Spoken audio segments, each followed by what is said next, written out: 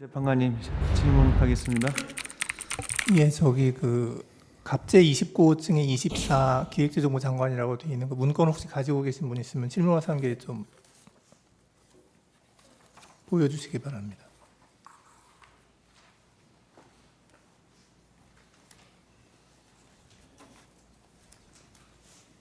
예, 질문하는 게 좀 확대해 주실래요? 증인, 네, 저 문건 증인이 작성했다고 했죠. 맞습니다.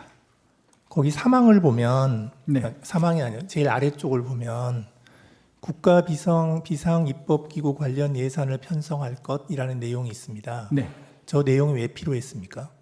예, 요것은 아까 잠깐 제가 언급을 하긴 했는데 요걸 작성하기 전에 대통령께서 평소에 하신 말씀이 떠올랐습니다. 그게 뭐냐면 다시 한번 말씀드리면 정부 여당에서 민생 관련한 입법 법안 그리고 경제 살리기 관련 법안 이런 것들을 비롯해 가지고 한 100여 건이 거대 야당에 막혀 가지고 이게 정지가 돼 있는 상태다. 이것만이라도 제대로 좀 작동이 되면 국민들의 삶이 훨씬 더 좀 나아질 텐데 이거라도 어떻게 좀 했으면 좋겠다는 생각을 많이 말씀하셨습니다. 그러면서 나중에 기회가 되면 이런 부분들을 좀 할 수 있는 방안을 강구해 봤으면 좋겠다. 이런 말씀을 제가 몇 번 들었습니다. 그래서 그게 떠올라서 이번 기회에 그러면 이런 어떤 기재부에다가 이런 이 긴급 재정 입법권을 해서 이 입법권을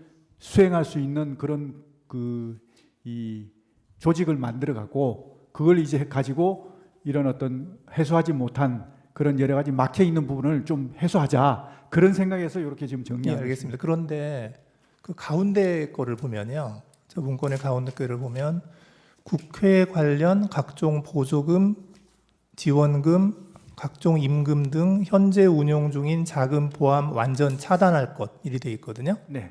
그런데 지금 증인이 말씀하시는 그런 입법을 하려면 결국 국회가 해야 되는데 입법은 국회가 하는 거니까 그런데 가운데 거는 왜 쓰셨어요? 저거는 국회를 정지시키겠다는 아닙니다. 뜻인데. 이게 국회 관련된 상황이 아니고 국회를 통해서 지원되는 단체가 있습니다. 그런 단체의 보조금, 지원금 이런 것들을 차단하라는 그런 뜻이죠. 예. 네.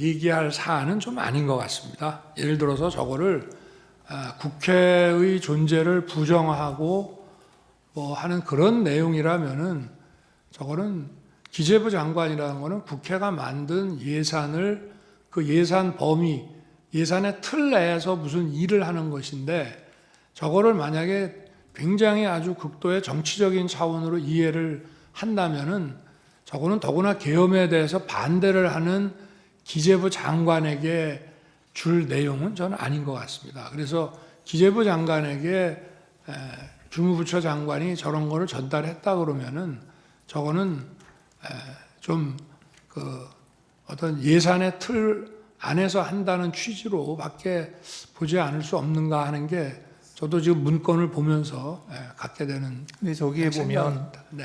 임금이라고 되어 있어서 네.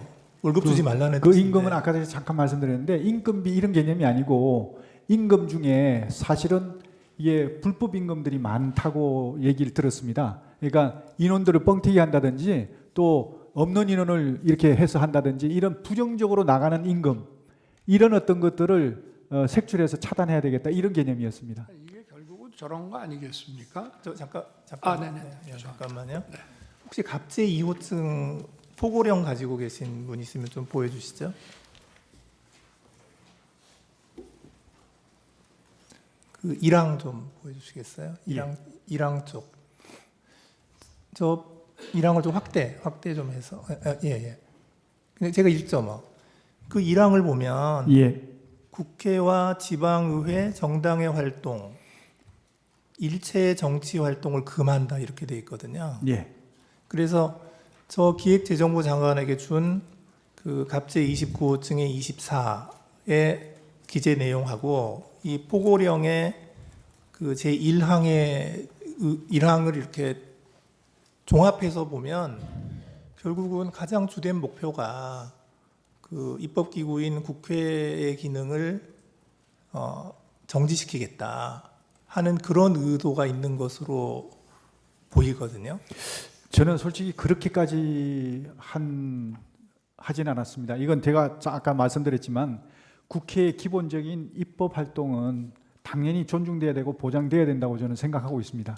그렇기 때문에 다만 정치 활동은 이거는 여러 가지 그 정치 활동을 빙자해서 국가 체계를 문란하게 할 수 있으니까 이런 활동은 좀 어떻게 제한시킬 필요가 있다. 이런 판단에서 정리한 것이지 어떤 입법 활동까지 맡겠다 이런 것은 아니었다. 저는 그렇게 말씀드릴 수 있습니다.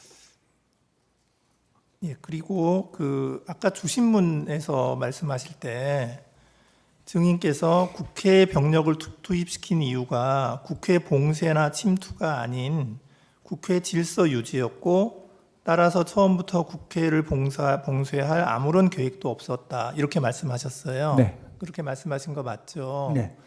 그런데 실제로 보면 국회의장께서도 그 출입구로 못 들어가서 담을 넘어서 들어갔고, 그리고 일부 국회의원들께서는 그 차단한 병력들이 그 진출로를 열어주지 않아서 국회에 못 들어간 그런 경우도 있었거든요.